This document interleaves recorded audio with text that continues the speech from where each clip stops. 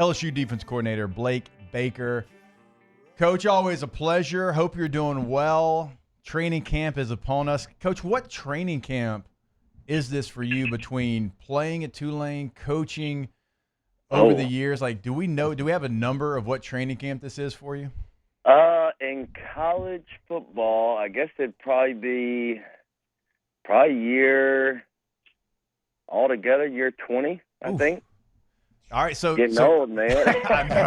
I know, Coach. Hey, we both hit 40 over here, me and Flynn. So we feel that. But I asked that because I would assume you probably have like the same feeling. Maybe it's different as a player and a coach. I've never been a coach, but we were talking about it didn't matter like year 4, 5, 6 in the NFL, whatever. Like there's still this feeling in your gut. And look, it's a good feeling. Like football is upon us, but like 20 years in, do you still get that same feeling? Yeah, it's kind of a mix of butterflies, of excitement and anticipation, and anytime, especially like, and I always go back to whenever I first started playing. You couldn't have freshmen come in early in the summers.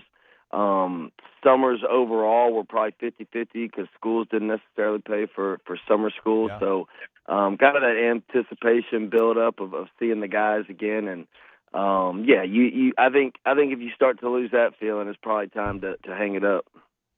All right. I think everybody has this, Coach, but like a training camp story from your playing days.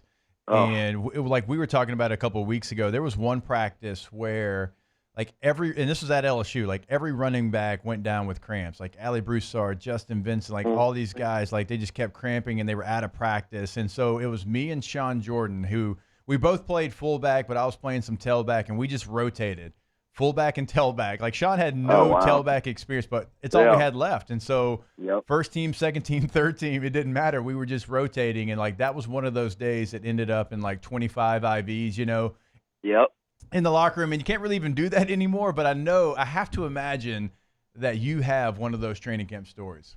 Oh yeah. Again, back when we played, you had freshmen, you had 3 days of freshman camp, and we actually went away. When I was at Tulane, my first 2 years, we went to St. Paul's in Covington and did fall camp there. Then my third year, we went to Southeastern before they brought back their football team there on Strawberry Field. But I'll never forget, and I want to say it was at Southeastern. I know it was one of the places that we traveled to for camp. But after some practices, in between 2 days, of course, you had to get that lift in too, right? And man, I remember a guy on our team was in the middle of a bench press and full body cramp, just locked up, and the bar just laid there on his chest, and you're like, man, like you said, that wouldn't happen nowadays, But we've all had those days, especially in South Louisiana. You could try to beat the heat, but obviously you're doing 2 days, and you're getting in the, starting before the sun came up and then when the sun was going down, so it made for long days. But I do remember that was it was kind of really scary, to be honest with you, watching a guy full body cramp with the bench press bar in his hand. So when we were playing, and everybody on the team, well, not everybody, but there's like 20, 30 guys that had mopeds. And so I was one of these guys that had a moped. I'd zoom around from my dorm or whatever to the locker room. And I was walking to my moped after training camp practice, and I'm a quarterback now, right? So all we do is like play catch and run around a little bit. But like I was walking, and I just felt a little twitch in my calf. And I was like, you know what? Maybe I don't jump on my moped right this second. I walked back in the training room, full body cramp, the worst, most excruciating pain. I was like, thank God. If I was on my moped right now, full body cramping, I'd be laid out like at the circle right now. Yeah. So thank God. You probably have a pretty scratched up face. You're just not controlling it once you lock up. That's right. Maybe career would have been over right there off the Toyota moped. Coach, I want to talk about your defense a little bit. Jake and I had the opportunity at SEC Media Days last week to talk with Chris Hilton, Nussmeier, and your guy, Whit Weeks. And I want to ask you, like, just watching Whit control a room, watching him talk with the passion, I looked at Jake, and I was like, man, I think I would die for this guy right now. Like, he's got me fired up. Like, have you ever been around a player that has such an infectious, positive attitude that just around the aura that he carries himself with? No, he's very unique in that way, and then especially the it was interesting watching as the year went on.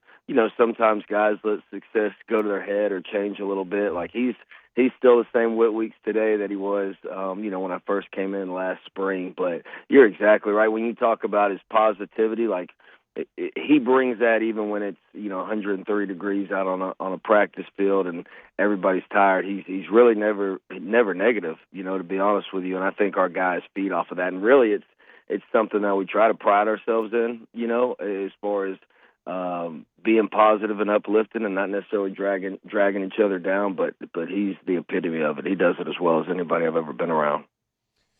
It's a group that's got a lot of players, and you and I have talked about this, a lot of guys that I would consider meatheads, again, term of endearment. Right. But I feel like in this defense, like it's important to have those guys. It's important to have those guys, like Flynn said, like I think I'd die for this guy. Well, I think Witt and I think West and I think Piper, like all those guys would die for LSU's defense. And it feels like you've got a great combination of those guys mixed with some just raw talent, mixed with some young guys, mixed with guys from kind of all over the place. It feels like a better mixture of personalities this year.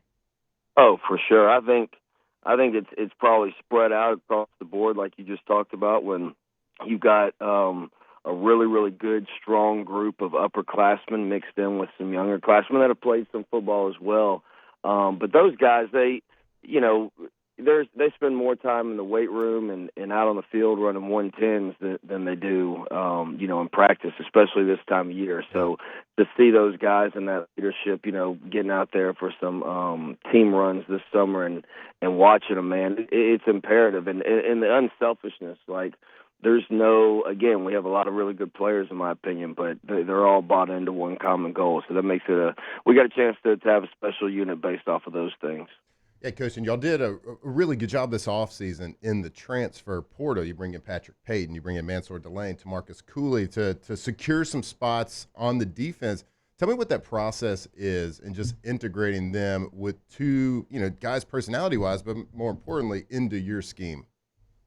Yeah, I think it starts. I think our personnel department does an outstanding job with evaluating the type of talent that we feel is a really good fit for what we do defensively. And then it's kind of like speed dating once you're in the transfer portal process. But the one thing I'll say is the advantage you have from a transfer portal process is usually somebody on that staff, whether it be a strength coach, whether it be assistant, somebody on the support staff, usually somebody that you've worked with prior, and you can really get a fair assessment. And sometimes their assessment isn't always true as well, just because some guys need a fresh start. And so you got to take all those things into consideration. But throughout that entire process, you have to make sure that they're a fit for the culture. And all those guys that you mentioned have been A+. It's been, again, really, really fun because we needed some upperclassmen, to be honest with you, too. And these guys have come in humble and hungry, and it's been fun to watch the integration of the current players that we had before they arrived, and then once they got here, it's been pretty seamless. Well, Blake, like you said, like you had a chance to see them in the weight room and running 110s, but now here coming up, they're going to be in pads. It's going to be football activities. Which position group, with all the new coming into this LSU defense, and you pair it with guys that were here, which position group do you think you'll eye hustle the most, like in that first week of training camp, to kind of, because you got a belief of what they are and what they can be, but now you want to see it in pads? Which group are you probably going to maybe watch the closest, I guess, that first week of camp? Yeah, I'd say it's probably twofold. I think the safeties, especially with A.J. Halsey coming in, yep. Most of the guys we had through spring practice, so you have somewhat of an expectation of those guys going into the fall camp. But I think the safety position and the defensive tackle position, same thing. We got some new guys that weren't here in the spring. When you look at Bernard and the two freshmen, Buddy Mathis and Brandon Brown, not having a chance. Outside of that, for the most part, and really the young guys at linebacker. I'm really intrigued to see, what those three incoming freshmen do. Again, we had Charles Ross here, so but overall, I'd say the safety position is probably what I'll be in most interested in, and seeing how those guys gel. I think you have to have such chemistry back there together, and we've been mixing and matching them this summer, and I think it'll be an intriguing position battle. Hey, Coach, I'm curious as to kind of your schedule once training camp starts with your installation and then how that kind of flips over to game planning. Of course, you're going to install base defenses, teach them the foundation of what you want to do, and then kind of get into like the more detailed and intricate things after that. But like week one, you never want to like look ahead or game plan. But of course, you face a mobile guy, dual threat kind of guy with a kid club. And do you start like integrating those types of defensive philosophies and schemes earlier on because of what you're going to face first game? Yeah, to be honest with you, that last week of spring ball, we started introducing, Clemson and some of their base plays and honestly some of their problem plays just to kind of get a look at what we think we might like going into fall camp. So, and I think, Coach Kelly's been open and talked about it. It's something that we've talked about with our guys throughout spring, throughout summer. So, really when it comes to installation, a lot of it's going to be based on when that specific day, early on, Matt, is what I'm talking about. That specific day comes up on the install schedule, whether it be, day one, for instance. And again, from when we played to now, the installation process and the acclimatization process has really changed. I think it's like 60 or 65% of all camp injuries come in the first 2 days. Yeah. We've gotten much smarter and I don't want to use the word easing guys into it, but our practices the first couple of days are generally shorter so they can get acclimated. Again, they've had all summer, but as we all know on this phone call, man, once you start really chasing the rabbit, man, you kick those hamstrings into extra gear. And so I think, from a base installation standpoint, we'll be very similar to really how we were in the spring and how the summer. And then once we start getting into probably about week 2.5, we'll really start probably flipping that switch a little bit. As Matt mentioned, we were at SEC Media Days last week, and BK got up there and he's like, hey, we're not hiding from the fact that we're playing Clemson in week number 1. Talked about having Paul Prince around the facility, 1-0 around the facility. That is a little bit different, but I got to be honest, like I really like that. And Matt and I, in our time, we played – I think 3 Power 4 opponents in our 4 years of playing here. And I always like, Coach, like, hey, let's don't try to hide from who the opponent is. And I hadn't really seen that in years past when LSU's had these big-time openers. So it seems like it's a point of emphasis to know who the opponent is. Yeah, I think, the definition of insanity is doing the same thing over and over and expecting a different result, right? And so, I think, and I think that's the coolest thing about Coach Kelly, man. He's always learning. He's always adapting. I think he does it year to year based off the opponent. Also, who is on our current roster. And I think we have a very mature roster that can handle, us. Some when you have a young team, sometimes you can build it up too much, right? And so I think he does a fantastic job with that, but I'm excited about it. I know we're doing some things differently in fall camp, and we haven't gotten necessarily into the nuts and bolts of what those things are going to be, but again, I think it's just created a little more sense of urgency with our guys too. Yeah, Coach, real quick, tell us about how your new defensive line coach, Kyle Williams, has just kind of like dove in and been a part of the staff, the recruiting, just how he's jumped in and really kind of helped us. I was roommates with him for a year in college. I was teammates with him in Buffalo for a cup of coffee. When y'all hired him, I was like, man, I don't want to say this was an amazing hire because he instantly brings experience, but just motivation to guys. So how has he been around the facility?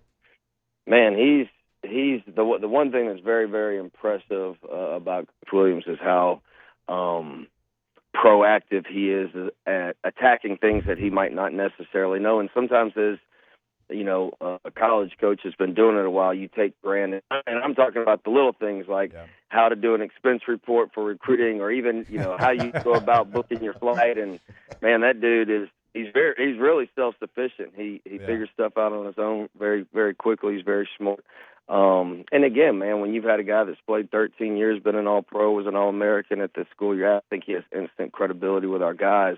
And I think it's actually even improved throughout the spring as they've gotten to know him, because he coaches them, hard, but he loves them just as hard and will do anything for them. And I think those guys realize that pretty quickly in the process. All right, Coach, last one. We had you on a couple of weeks ago. You said that it felt like Perk and Witt were both progressing exactly where they needed to be to start training camp. Does it feel the same way, good to go as we hit the ground running here? Yeah, both guys are fully cleared. And, the one thing I've talked to both of them about is we're obviously going to be smart with them in fall camp, and they can't be too big of a meathead where, like, no, Coach, I'm good, right. Good, and you're really not. So it's something, when you talk about kind of position group-wise, like who I'm going to be making sure I'm paying attention to, I'll definitely, and it helps having experience with both those guys with making sure that they look crisp. And with today's technology and everything, and with GPSs, we can find out very, very quickly from a analytical standpoint as well. But no, right now, they've had outstanding summers. Both are moving at full speed, and again, we're smart with the volume, especially early on with them. They have GPSs on them. When we were all playing college football, we had to print off MapQuest to go from place to place. Quite the different, quite the different times there. Hey, Blake, you're the man. We appreciate it. I know you got like literally days before you really get into, shutting the door, throwing away the key, football mode. So we appreciate you giving us a couple minutes. I appreciate y'all having me, man. Always good to talk. We'll talk soon.